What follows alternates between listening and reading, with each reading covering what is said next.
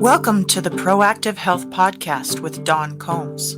Real life talk about how to go from being sick, dependent, and reactive to getting back into the driver's seat, trusting the design of our bodies, developing our intuition, and claiming vibrant, proactive daily health for ourselves and our families. I'm always fascinated by people's stories. I think perhaps that may be why I got into studying where culture and plants come together. It's really about the stories, looking at how medicine is being passed down from one generation to another. It goes back to the stories. When I meet people who are living their lives these days, sort of parallel to mainstream society, I always think, what was that moment? I call them breakaway moments. What was that moment where something jolted them so hard that they went down the path of doing research into a different way of life? The life that a lot of us are leading that's outside of the ease and convenience of what we call modern society. It is arguably a harder life. It takes more time. You don't have all the time to sit around and watch TV or leisure time has been glorified for a really long time. You don't have time to sit and play video games or just while away the hours and not know what to do with yourself. You're never bored, I guess, is probably the way to say that. So living this parallel life, it involves being much more exposed to nature, creation, being much more involved with making your own food and reading labels and a lot more time and energy using your brain thinking through things instead of trusting somebody else to do it for you. So it isn't an easy life. And it makes me wonder, what was that moment that somebody decided, hey, I'm going to work harder every day. I'm going to do things for myself. I'm going to take control. And perhaps I'm so fascinated with those moments for other people because I know exactly when it was for me. I know what that moment is. So we had been working hard on my infertility diagnosis for 3 years. 3 years of kind of dipping our toes in the water. I thought the whole time that I was a pretty natural minded person. We were living in a metropolitan area and we were enjoying all the conveniences that I actually didn't get to enjoy when I was younger living in the country. So I had moved into the city and started to live a city life. But I still knew the skills that my parents had taught me. I still believed that I was pretty natural. And when I was initially told 3 months into trying to conceive that I was infertile, I I had two mindsets. One was that technology here might be able to help me, and the other was I am still interested in more natural ways. It was just in me. Um, but I was still very much living in that mainstream world. I talk a lot about this sort of cultural V that has happened right now where people are going along in the systems that are caring for them kind of cradle to grave at this point. And I was still very much in there even though I thought I was natural. It's a lot like I see people today, they're living the fast food lifestyle, and I mean that in all the sense of the word, not just what they're eating, but just sort of that fast-paced, everything is ready and prepared for me lifestyle. And then they use elderberry syrup. And so it's an intrusion of another person's culture into the mainstream culture, but you're not living that culture. So I was living this mainstream life, and we got the diagnosis of infertility, and I began to go down that road. We did Clomid, and when that didn't work, we upped the dosage of Clomid, and we upped the dosage. And when that didn't work, there was Premarin, which made me crazy. And then there were the shots. We did so much of this. And all along, I was studying with Rosemary Gladstar throughout this. So I thought I was living the natural life and just partaking of some of the things in the mainstream culture.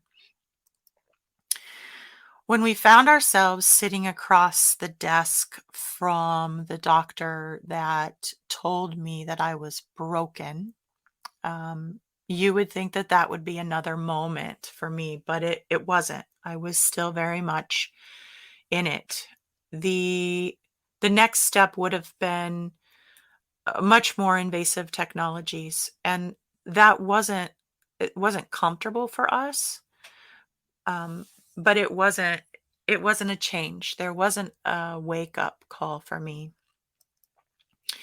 And so I spent some time mourning, believing that I would never have a child. That's what they had told me. It wasn't possible. There was no way that I was ever going to be able to conceive on my own without technology.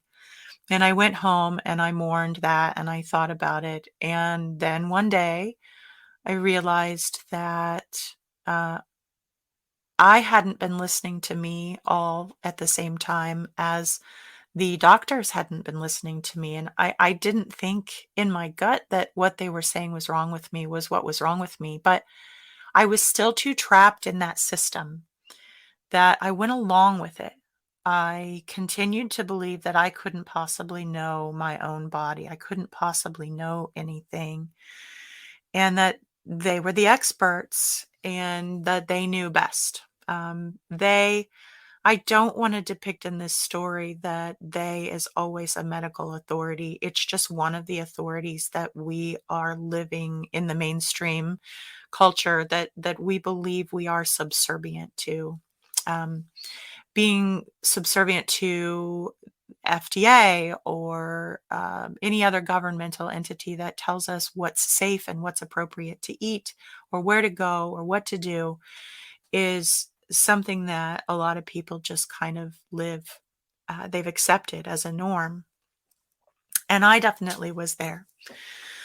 But when I realized that I did know something, again, I was still living in that space. I woke up enough to realize that I wasn't listening to my intuition and that I did know something. I pulled out all of my charts that I had been taking on my body and re-diagnosed myself differently than what had been used all along to treat me medically. And within a month after that, I was pregnant. And that was wonderful after a really long wait. And after being told that it wasn't possible, it was a really big deal to be pregnant on our own. Unfortunately, that first pregnancy, when we went in for the first ultrasound at 8 weeks, it was revealed that they couldn't find a heartbeat. And boy, I feel for everybody who experiences that. It is so common. It's so common for women to lose pregnancies even earlier than that, even earlier than they even realize they're pregnant. It happens all the time. It happens whether we're imbalanced or balanced. A lot of times it happens because one thing in a billion trillion tiny miracle things that are happening to knit that baby together doesn't go right. And it's a mercy for it to not repeat and go any further. But sometimes it's an imbalance, and I do suspect that that first pregnancy for me was more of an imbalance in my body. I wasn't strong enough or balanced enough quite yet to carry a baby. But they suggested they give you hope that, maybe you'll go home, maybe it's a mistake, maybe we can see a heartbeat later on, or it's the wrong time. And I think most times they know that it's not going to change. So I went home knowing that I was likely going to miscarry, and that's what we opted to wait it out. And the night that I did miscarry, it was at home. I woke up and I was having contractions. And I tell this story in my book, Conceiving Healthy Babies. And I think that it's probably why a lot of women really love my husband. He was really great and really supportive. I climbed into the bathtub and rode out my miscarriage. And after several hours of contractions, I did pass a large portion of the pregnancy, and I continued to have the intense contractions. So I knew that the placenta had broken apart, that pieces of it had broken apart, and that my body would continue to work to expel that. And indeed, after I would say maybe an hour or so, I continued to have contractions, and the rest of the pregnancy was expelled. And then everything calmed down, and my body stilled, and there was peace. And I went to sleep and I rested. And the next morning we woke up and I called the doctor because I needed to report in to let them know. Such was the way that I used to do things. I reported in that I had in fact miscarried, and that, in my mind, I was just reporting in, and, hey, I'll catch you next time as we try this again. And they were quite alarmed, and quite alarmed that I had stayed at home, and quite alarmed that I wasn't immediately booking some time to come in and see them. And they insisted that I come in and have an ultrasound done to make sure that everything had cleared. And I knew it had, because you have contractions until, and I wasn't having contractions. So I didn't see the need in it, but I went along. I went along with it. And when I went in, I remember going into that office. I remember this gentleman that is doing the ultrasound, and ladies, that if you've been through this, it is it's an invasive, very interpersonal experience. It is an internal wand ultrasound. Instead of passing over the belly, it is actually a wand that goes inside to find out what's going on in the uterus. And so here's this man who I've never met before, and he is a specialist in the female body, and he is checking to see how my miscarriage has gone. And he is right there, as close as you can get to me. And he looks at the screen and he says, "Oh my goodness. Well, I mean, it looks like it's completely clear. It looks like you've never been pregnant before." And I thought in my head, wow, that is really out of touch and completely insensitive. I didn't say anything, but I thought, here I am. I'm pretty stable. I'm pretty okay about this miscarriage. It was sad, but I was prepared for it. And in the sadness, it was also really empowering to watch my body roll with these contractions, and to watch it protecting me, and to be doing what it was designed to do without intervention. It was it was a relationship building between me and my body that night, because I trusted that the design of my body was perfect, and that I would be okay. I didn't fear And I say that not to discount that sometimes things go wrong, and not to say that someone who, had I recognized that there was a problem, we would have gone to the hospital that night. But there wasn't a problem. And I sat back and I watched this miraculous thing. Yes, it was a miscarriage, but it was so awe-inspiring to see what the female body is designed to do. So I was pretty stable emotionally by the time I was getting this ultrasound, and his comment didn't affect me on that level, but I thought, wow, somebody else who has worked so hard after 3 years with infertility, who was told they would never bear a child, who just miscarried hours ago, and that's what you say. It is not understanding the situation. And had it stopped there, it probably, I don't know where I would be today. Maybe I would have still maybe I would have still been living inside the mainstream systems and accepting the path that everybody is on right now, living in the lie. But it didn't stop there. He proceeded to tell me, um, I told him that I knew that it would be clear. And I knew because I had had contractions until the main part of the pregnancy had passed. And I continued to have contractions, and then the rest of it passed. And he looked at me with such pity, and it was so patronizing. He looked at me and he said, "Oh, sweetie, those weren't contractions. Those were cramps." I remember physically hearing in my head something crack.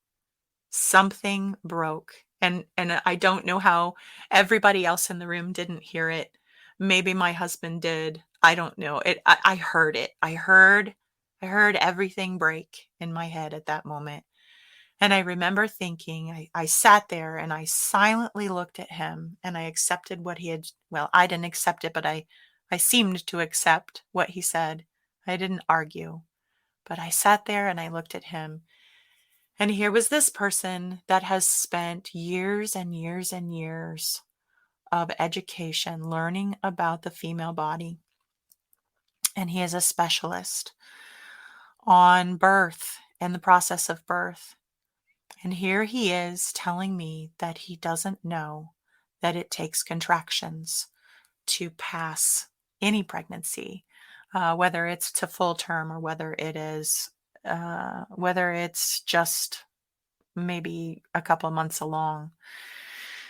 I spoke to a doctor afterwards that gave me some information, and she suggested my body probably experienced a dilation to about 3 or 4 to pass that size of a pregnancy. So clearly not contractions on the level of birthing a baby, not that intense, but they were intense contractions. I experienced those contractions. I knew they were contractions. It is unmistakable what that feels like, what it requires to open the cervix enough for that level of a pregnancy to pass through. And it broke. It broke my ability to stand and operate and live within the systems that I had accepted. I had accepted before that somebody who had a degree knew best. I had accepted it for so long throughout the past 3 years that I had ignored my own gut feeling. I had ignored what I knew. And I hadn't woken up even when I got pregnant with this baby that was miscarried, against the diagnosis that I would never carry a baby. I still hadn't awakened enough to step outside of these systems and to begin to realize that I need to trust myself. I need to trust my body first. Doctors are wonderful people to have on my healthcare team. I can trust them to give me input, but at the end of the day, they are people who have been to school and who have, depending on how long they've practiced, a certain type of experience that is to be respected and weighed. But we live in a world where we are told to accept that authority and to usurp it, to usurp our own authority with it. And that is improper.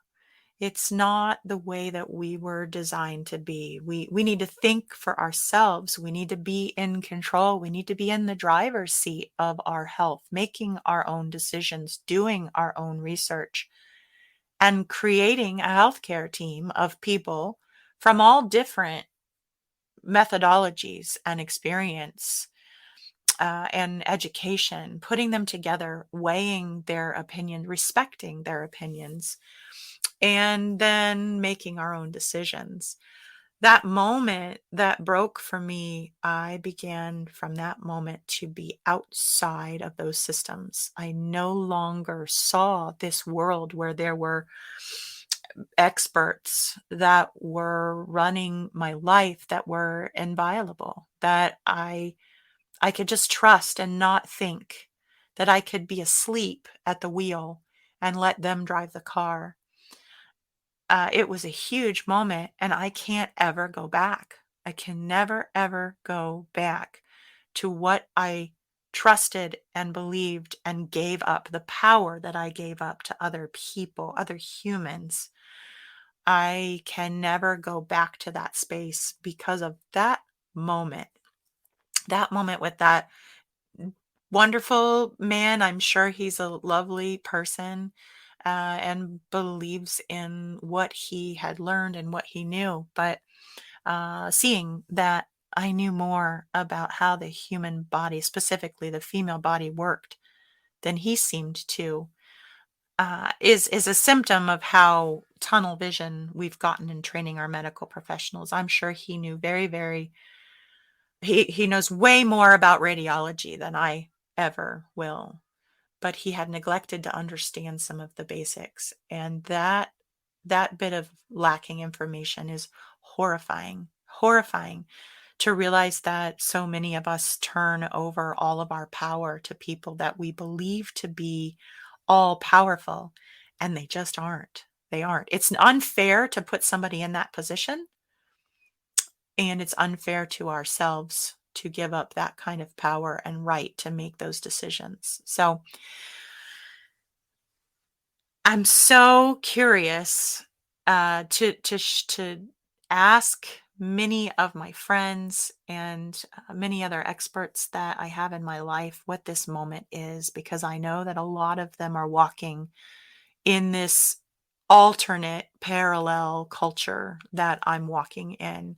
It isn't easy, but it is so rewarding. And the choices that I have made to do my own work, to do my own research, to make my own, to grow my own, have tied me closer and closer to my creator, to source, and that has its own reward. The the continuance of believing and living lies, accepting other authorities other than God, and accepting that somebody outside your body knows more than what you know, is keeping people sick, and it's keeping people disconnected from God and from themselves.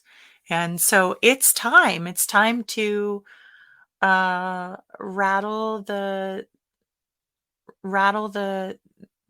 gong and wake people up, and shake the windows and shake the shutters. We need to wake up as a culture and return to some of this awareness of ourselves and awareness of us being in charge of ourselves. So I hope that you join me again here. I'm going to ask more people about these stories, and we're going to explore more of this. You don't arrive at proactive health. Proactive health isn't something that you have immediately. Once you have this moment, if you've had this moment yourself already, once you have this breakaway moment, then you start to build, you start to learn. There's so much that's been buried and kept from us, this cultural mother culture knowledge, as I say, that we have lost connection to, and you have to get reconnected to it. It's not lost yet, and it's not to be meted out with a prescription pad. It's for everybody to know. It should have been taught to us when we were kids. But we can't expect to reach, you can expect, if you've just had this moment, to reach the point that I'm at. It's taken me years. The proactive health notion, it is not a destination, it is a process, and it takes time. You can't get there today. You can't get there all at once. You have to take small bites, and you need a guide. You need a guide that will help you along the way to rediscover this connection to yourself, to source, to your community, to your family. And I tell you, it's so worth it. And no matter where you are on that path, away from your breakaway moment to proactive health is it's about stocking up. It's about gathering already knowing information when you're presented with something terrifying. It's about having the confidence and the assurance before you are confronted with a problem. And you can have some of that right away. You can have the assurance that you're going the right direction, but you just can't know everything all at once. So let me be your guide. I am so excited to share with my community, my membership community, my newsletter community, how to start down this path, how to reclaim this knowledge, how to go from your breakaway moment, which is earth-shattering. It shakes you. It can be frightening, to go from that to the excitement of empowerment. So I will see you next time here on the Proactive Health Podcast. Hey, if you're not already following me on social media, look for me at Soda Farm Life. That's Soda, PHARM Life, on Instagram and Facebook. And be sure to head over to my website, sodafarmlife.com. You don't want to miss a thing. You don't want to miss out on my newsletter community. So sign up for that there.